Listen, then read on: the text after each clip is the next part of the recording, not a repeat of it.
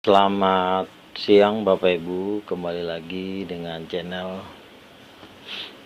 membahas tentang keselamatan ya. Pada kesempatan siang hari ini saya ingin mencoba membahas tentang keselamatan. Ini berkenaan dengan kuis BMW dari Ustadz Insan Mokoginta yang mengatakan bahwa jikalau ada orang yang bisa memberikan nubuatan di dalam kitab suci di mana ayatnya bahwa Yesus akan disalib, maka dia akan memberikan BMW.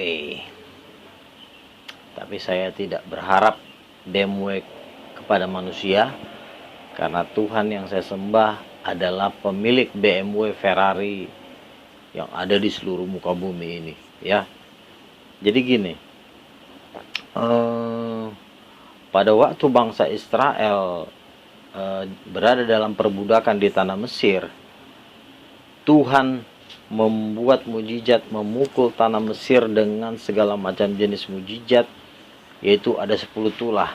10 tulah ini ada air menjadi darah, ada lalat pikat, ada bara, ada hujan es, ada nyamuk dan segala macam. Tetapi yang akan saya bahas adalah tulah yang ke-10 ya. Saya sudah berapa kali berdebat dengan para pendebat Islam. Pada waktu saya bertanya apakah isi dari tulah yang ke-10 itu, dan ternyata para pendebat Islam ini tidak ada satupun yang sanggup menjawab.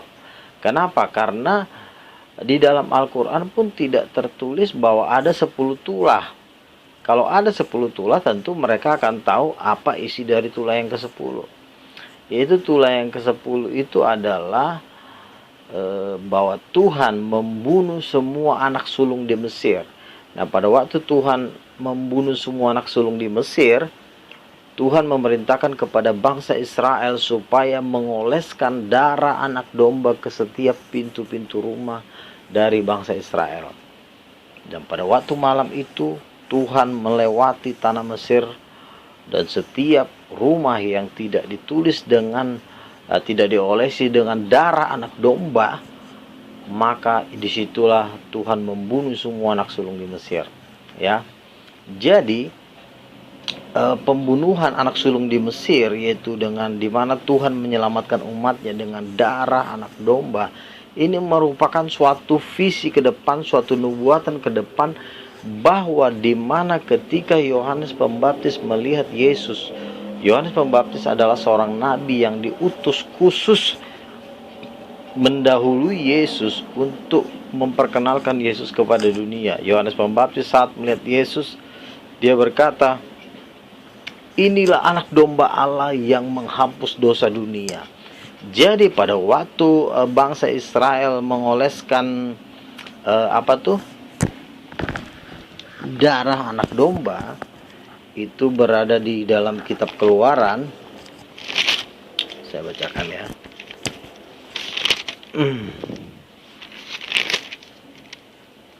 Yaitu Keluaran 12, tulah ke-10 anak sulung mati. Maka pada tengah malam Tuhan membunuh tiap-tiap anak sulung di tanah Mesir, dan dari yang sulung Firaun yang duduk di tatanya sampai kepada anak sulung tawanan dan nilai tutupan, beserta segala sulung hewan. Lalu bangunlah Firaun pada malam itu bersama-sama pegawainya, semua orang Mesir, dan kedengarlah suara seruan yang hebat. Jadi di sini saudara dikatakan bahwa setiap rumah yang ada darah anak domba ini sebenarnya sedikit nyambung dengan Idul Adha, karena sesungguhnya sebenarnya arti dari pengorbanan darah anak domba itu adalah penebusan dosa. Di zaman Musa, bangsa Israel itu untuk mengadakan suatu pengampunan dosa itu harus memotong darah anak domba. Ini adalah semua nubuatan. Makanya Yesus berkata di dalam kitab Yohanes bahwa Musa telah menulis tentang aku, yaitu tentang di mana darah anak domba itu tuh menghapus dosa. Darah Yesus yang lambang dari anak domba itu mati di kayu salib mengampuni semua dosa-dosa kita. Jadi kalau dikatakan di mana ayat nubuatan di dalam kitab Perjanjian Lama bahwa Yesus akan mati di kayu salib, ya jelaslah pada waktu darah anak domba itu diolesi di ambang pintu rumah bangsa Israel, ketika malaikat maut membunuh semua anak sulung di tanah Mesir, itu merupakan suatu nubuatan. Dan saya sudah berdebat dengan banyak orang muslim pada waktu saya bertanya di mana apa tulah ke-10 pada waktu Tuhan membebaskan bangsa Israel keluar dari Mesir. Mereka bilang nggak tahu.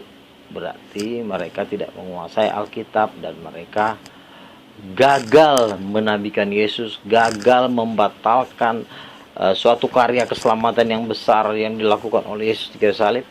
Mereka gagal gitu. Jadi sangat tidak, kalau dikatakan penebusan dosa itu adalah ajaran Paulus atau ajaran pagan, wong jelas-jelas waktu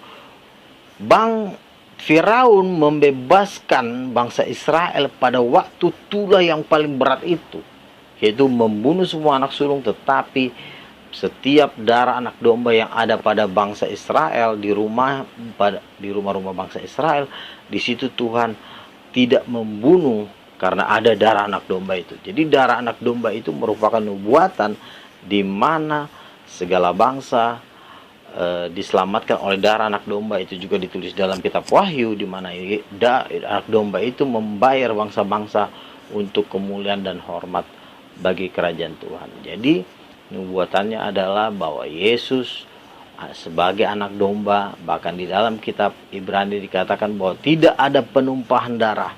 Memang di dalam Perjanjian Lama tidak ada penumpahan darah, tidak ada pengampunan tanpa penumpahan darah. Itulah ajaran Taurat, inti dari ajaran Taurat. Nah, kenapa umat Muslim meminta ampun tetapi tidak ada korban darah? Ya tidak bisa. Itu adalah ajaran Musa. Jikalau Anda mengaku Musa adalah nabi Anda harus wajib mengikuti ajaran Musa. Tetapi kalau Anda tidak mengikuti ajaran Musa, berarti Anda tidak boleh mempernabi Musa sebagai nabi Anda. Cukup dengan nabi Anda yang ada sekarang ini.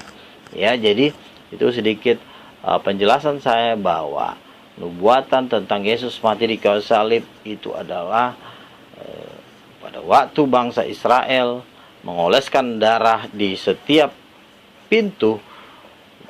Disitulah pada Tuhan menyelamatkan bangsa Israel karena ada tanda darah anak domba. Itulah yang disebut dengan perayaan Paskah, yang sampai hari ini orang Kristen masih merayakan Paskah, memperingati, yaitu waktu Tuhan menyelamatkan bangsa Israel dengan darah anak domba. Ini adalah perjanjian kekal, tetapi telah tiada di dalam ajaran Islam. Oke, demikian sedikit penyampaian dari saya. Terima kasih, Tuhan berkati. Shalom.